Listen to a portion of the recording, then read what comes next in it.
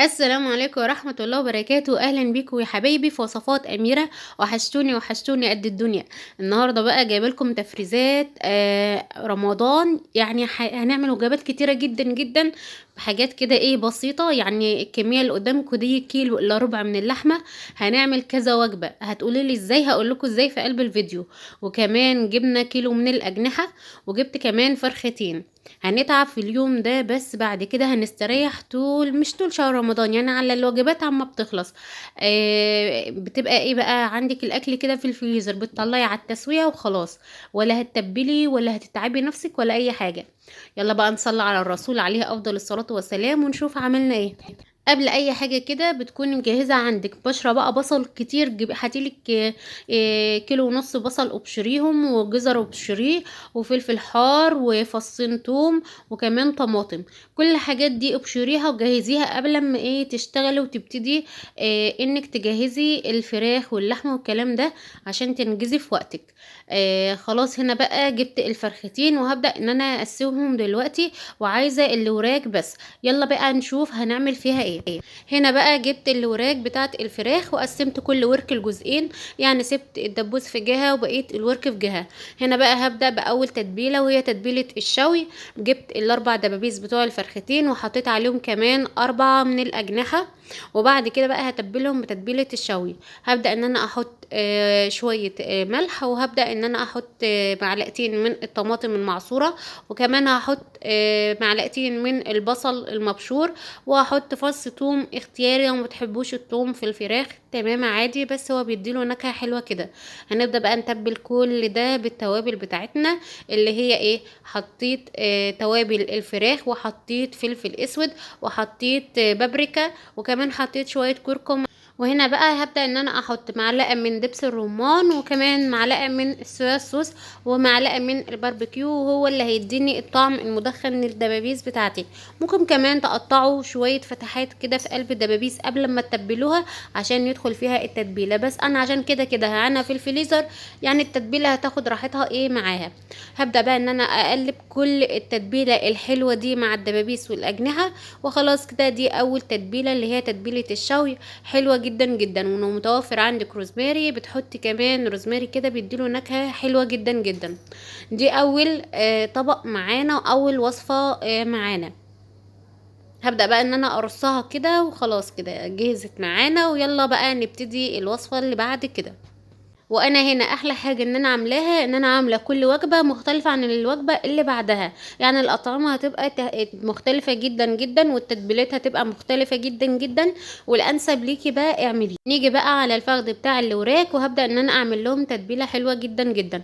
حطيت بقى فلفل حار، وكمان هحط طماطم معصوره. انا هنا لقيت الفلفل حار قوي فشلت شويه. وحطيت فص ثوم، وحطيت بصله مبشوره، وكمان حطيت طماطم معصورة. التتبيلة دي حلوة جدا جدا، ممكن تستخدميها على الفرخة كلها كده، وتتبليها من جوه ومن بره، وتسيبيها، يعني تسيبي الفرخة كده ايه بحالها كده. سيبيها كده يعني، بس ما تحطيش بقى عليها خل. سيبيها بقى كده ايه مع نفسها في التتبيله، هتبقى حلوه جدا جدا. هنا بقى خلاص حطيت ليمونه وحطيت شويه خل، وهبدا ان انا اتبلهم. تبلتهم بايه بقى، حطيت شويه كركم او كاري، وحطيت شويه بابريكا، وحطيت فلفل اسود، وحطيت السبع بهارات، وبهارات للفراخ المشويه او بهارات للفراخ عموما يعني. انا لما بروح عند العطار بجيب بهارات للفراخ المشويه، بستخدمها في كل انواع الفراخ، بتبقى حلوه جدا جدا. وهنا كمان حطيت معلقه من الجزر، وظبطت الملح بتاعي. وبعد كده بقى هبدا ان انا ايه اتبل الفخاد بتاعت الوراك. حلوه جدا جدا التتبيله دي، وريحتها كانت طالعه من قبل اي حاجه، حلوه جدا. يعني جربوها. بس انا عايزه بقى ايه يعني التتبيله دي تتغلغل كده بقى ايه جوه الوراك. فبدات ان انا افتح فتحات كده بسيطه علشان التتبيله تخش جواها. وبدات ان انا احشي التتبيله دي من تحت الجلد كده ومن ورا ومن كل حاجة، من كل حتة كده. وخلاص كده دي تاني تتبيلة سهلة خالص خالص، ومش هتاخد اي وقت، ويبقى كده الوجبة التانية. وابدأي بقى ايه، رصي الوراك كده بالطريقة دي، يعني كل واحد على قد اسرته. يعني لو 4 تنفار حلوة قوي، كل واحد ياخد كده مناب كويس مش وحش. ويعني ايه بقى، لو انت اسرتك اكتر ممكن تكتري الكمية، اقل ممكن تقللي الكمية. انا بديكوا افكار وبديكوا افكار تتبيلات وتعملوا كذا وجبة من الفرخة. انا بديكوا كده افكار، وانتوا بقى ايه العبوا ايه في قلب الفيديو. خدوا الحاجات الحلوة اللي هتعجبكم من الفيديو، والحاجات اللي مش عاجباكم قولوا لي عليها برضو. يلا بقى كده ايه تاني وصفة، ويلا بينا على تالت وصفة نشوف هنعمل ايه. وهنا بقى جبت صدر الفرخة الاولانية، وشوفوا هعمل فيها ايه. بدأت ان انا اخليها واشيل منها الاجنحة والعظم والهيكل. وطبعا الهيكل ده مش هيترمى خالص، ده انا هعينه. ممكن اعمل بقى بيه شوربة، او مثلا ابقى عاملة مثلا شوية محشي وعايزة شوية شوربة، هيعملوا شوية شوربة حلوين وزي الفل. بدأت بقى ان انا اخلي الصدر خالص، وبدأت ان انا اقطع شرايح كده بانيه. ممكن تعملوها استريبس لو انتوا حابين، يعني ممكن استريبس او ممكن تعملوا بانيه اللي انتوا حابينه واللي اطفالكم يحبوه اعملوه. هي نفس التتبيله يعني. بدأت بقى ان انا اعمل شرايح كده، والمفروض بعد ما انا اعمل الشرايح دي ادق عليها باي حاجه عشان تتفتت الانسجه بتاعه الصدر، وكمان الشرايح تكون اعرض من كده. بس انا استكفيت ان انا اقطعها كده، واما اجي ان شاء الله اعملها ان احيانا ربنا ان جيت اعملها كده اغلفها في اللي هو البقسماط والحاجات الحلوة دي، ابقى افردها. خلاص كده قطعت الباني معايا بكل سهولة خالص. وهبدأ ان انا اتبلهم بقى. هتبلهم بايه بقى؟ بشوية لبن كده او حليب. وبعد كده بقى هحط شوية يعني معلقتين بصلة، وحطيت فص ثوم، وكمان حطيت فلفل اسود، وهحط كركم، وكمان حطيت بهارات للفراخ، وكمان هحط شوية شطة، والشطة دي اختياري. وظبطت الملح. حطيت ايه كمان؟ حطيت شوية خل وحطيت ليمونة. وبدأت بقى ان انا ايه اقلب كل الكمية بتاعت البانيه. بصراحة صدر الفرخة عمل لي كمية محترمة جدا جدا من البانيه.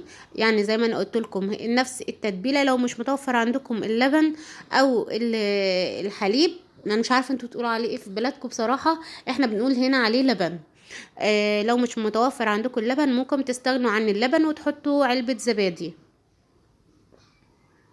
وزي ما قلت لكم هي نفس التتبيله بتاعت الاستريبس، ممكن تعملوا استريبس او بانيه زي ما انتوا عايزين. وهبدا ان انا احطها في كيس، ويلا بينا على الوصفه اللي بعد كده. هبدا بقى ايه اجيب الصدر التاني، وهبدا ان انا اقطعه بعد ما خليته خالص. وبدات ان انا اقطعه من المكعبات كده، واحطه في قلب الكبه. الكبه دي اشتكت النهارده بجد، يعني طول النهار يا عيني دن دن لما تعبت معايا بجد. يعني ربنا يديها الصحه، والدتي اللي كانت جايباها لي، ربنا يديها الصحه يا رب.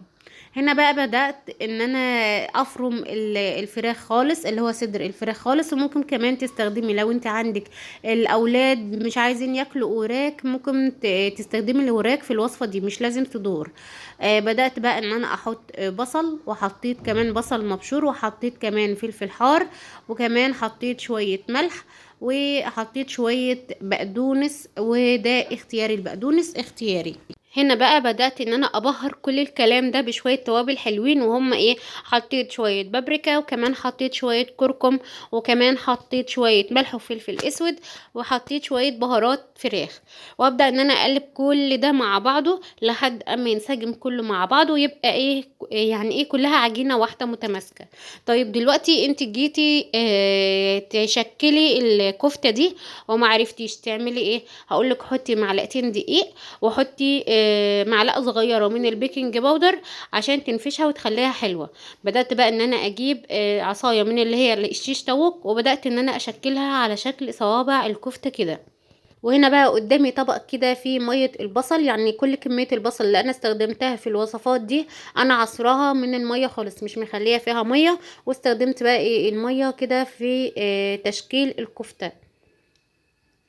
يعني بتساعدني خالص، يعني بدل لما احط ايدي بقى في ميه، لا هي ميه البصل دي بتديها طعم حلو، وكمان بتخليها ايه بتساعدني ان انا اشكلها. وزي ما قلت لكم ممكن تستخدموا المعلقه، لو ما عندكوش عصايه الشيش طاووق ممكن تستخدموا معلقه اي حاجه، وتعملوا بيها ايه الفجوات اللي بتبقى في قلب الكفته من جوه. خلاص كده عملت لك كميه محترمه جدا جدا. ولو حطيتي طبقه تانية بتحطي فاصل كده كيس تلاجة. وهنا للأسف الشديد كنت تبلت معاكم الأجنحة، بس للأسف الشديد الفيديو اتحذف. أنا تبلتها ببصل وجزر وطماطم، وكمان شوية بقى بهارات اللي هي بهارات الفراخ، وحطيت ملح وفلفل اسود. هنا بقى عندي الكبد والقوانص بتاع الفرختين وحطيتهم في كيس، وعشان ممكن بقى ايه اعمل بيهم ايه، اجيب لسان عصفور واعمل طاجن لسان عصفور بالكبد والقوانص. والهياكل طبعا هعينها وهحتاجها زي ما انا قلت لكم. هنا بقى عندي كميه اللحمه اللي هي كيلو الا ربع. والله العظيم بامانه هي فعلا كانت كيلو الا ربع، علشان في ناس مثلا لو انا عندي ميزان كنت وزنته قدامكم. في ناس تقول لا مستحيل يبقى كيلو الا ربع بعد الوصفات دي كلها، لا هو كيلو الا ربع، وهنزودها بطريقة هايلة. هنا بقى جبت اول ربع كيلو استخدمته وضعفت الكمية بتاعته. طب ضعفت الكمية ازاي؟ هقولك ازاي. جبت دلوقتي كوباية من الفول الصويا ونقعتها حوالي ساعة او ساعة ونص في مياه مغلية لحد اما داب معايا خالص وباش. بدأت ان انا احط الفول الصويا في قلب الكبة زي ما انتوا شايفين، وبدأت ان انا اضربها في الكبة لحد اما يعني يبوش معايا خالص. بعد اما ضربته حطيت بقى اللحمة، وحطيت معلقة جزر، حطيت معلقة فلفل حار، وكمان حطيت بصلاية، وحطيت معلقة من البقدونس، وده اختياري. وبهرتها بقى، بهرته بايه، بملح وفلفل اسود والسبع بهارات، وحطيت بهارات لحمة وشوية بابريكا عشان يعزز لي اللون. وبدأت ان انا اضرب كل ده في الكبة لحد اما الانسجة بتاعه اللحمة تبقى باينة. طب هعرف ان الانسجة تبقى باينة ازاي؟ لما الاقي اللحمة بدأت ان هي تظهر لي كده على شكل خيوط، يعني خيوط كده، تبقى الانسجة دابت معايا وبقت زي الفل. هبدأ بقى هنا في الوقت ده هحط معلقتين من الدقيق، وحطيت معلقة صغيرة من البيكنج باودر. طب انت حطيتي دقيق ليه يا اميرة؟ هقولك علشان العجينة يعني ايه ما كانتش متماسكة خالص. بدأت ان انا احط دقيق عشان اعرف اشكلها زي ما انا عايزة، والبيكنج باودر عشان يبدأ ان هو يفتحها لي كده من جوه وتبقى منتفخة وحلوة. هنا بقى بدأت ان انا اكورها، قلت ايه اغير الشكل كده. قلت بقى ابدأ ان انا اكورها. ممكن تستخدميها بقى ايه مع شوية مكرونة كده، تطلعي الطبق كده مع، ممكن ترصيها كمان على بطاطس، صينية بطاطس، بتبقى حلوة جدا. وهنا بقى بعد اما عملت كل الكمية اللي قدامكم دي من ربع كيلو من اللحمة، فاض كمان معايا لحمة. قلت بقى هعملها على شكل همبرجر كده، بتبقى حلوة جدا جدا. بس انا هنا سمعت معلومة عن الفول الصويا ان كتره ما بيبقاش حلو خالص. فانا ايه اللي عنده معلومة عن الفول الصويا يعرفني في الكومنتات. انا سمعت ان هو بيعمل هرمونات عالية للذكور. فاللي يعرف برضك ايه، انا اول مرة استعمله في قلب الوصفة بتاعتي. يعني اللي يعرف برضك إيه اي معلومة حلوة او وحشة عن الفول الصويا يعرفني. بدأت بقى ان انا اجيب غطا على شكل دايرة او مربع اللي متوفر عندكم. بس انا حبيت الشكل ده بصراحة، وكان عامل معايا 4 من البرجر. يعني حجمه حلو جدا جدا. يعني مبسوطة جدا جدا بالكمية اللي طلعت لي من ربع كيلو من اللحمة. طيب انت ممكن مثلا ايه قلقانة من الفول الصويا، ممكن تستخدمي ايه؟ ممكن تستخدمي اللهم صل على النبي بطاطس مهروسة. يعني اسلقي البطاطس وهرسيها وحطيها بدل الفول الصويا، وهتزود الكمية معاكي وهتبقى زي الفل. هنا بقى ايه هنعمل الوصفة الاخيرا اللي هي وصفة سورية كده، وانا اسفة للسوريين لو انا بعمل فيها حاجة غلط، يعني سامحوني سامحوني سامحوني. هنا بقى جبت البرغل، وبدأت ان انا انقعه، نقعته بقى كتير، يعني نقعته حوالي المتهيألي بيقولك قبلها بيوم كمان، لا نقعته يجي 4 ساعات. وبدأت بقى ان انا ايه شلته كده، نشلته من المية وضربته في الخلاط في الكبة. وهنا بقى حطيت بعد ما ضربته حطيت بصلايه وحطيت ملح وفلفل اسود وشويه كمون. اخواتنا السوريين لو في حاجه غلط انا بقولها عرفوني. هنا بقى حطيت ايه بقى شويه ملح وفلفل اسود وكمون، بيقولك ما بيحب يعني مش بيحبوا البهارات كتير، بس انا هنا ايه زودت شويه ايه سنه كده ايه 7 بهارات. بدأت بقى ان انا اضرب كل ده مع بعضه اللي هو البرغل والبصل وشويه البهارات لحد اما الاقي بقى كده ايه مش عايزاه يبقى خشن خالص، انا عايزه العجينه بتاعه البرغل تبقى دايبه دوب كده مفيش اي ملامح ليها ولا خشنه خالص. جبت بقى الربع مش يعني جبت يعتبر اقل من الربع شويه وحطيتهم على ايه على البرغل، وبدات ان انا اضرب كل ده في الكبه اللحمه المفرومه مع البرغل مع البصل مع ملح وفلفل اسود وشويه كمون شويه بهارات، كل ده ضربته في قلب الكبه لحد اما بدأت معايا عجينة زي الفل. شوفوا ناعمة جدا جدا جدا، يعني مفيش فيها اي ريحة البرغل خالص، هو ده المطلوب. طب دلوقتي البرغل كميته قد ايه اللي انا استخدمته؟ هي كوبايه واحده اللي ونقعتها لقيتها ما شاء الله، يعني هو البرغل بيزيد يعني حجمه بيبقى الضعف وضعفين كمان، يعني حجمه بيزيد. هي كوبايه واحده وسبتها ايه تتنقع براحتها خالص لما لقيتها بدات ان هي تدوب.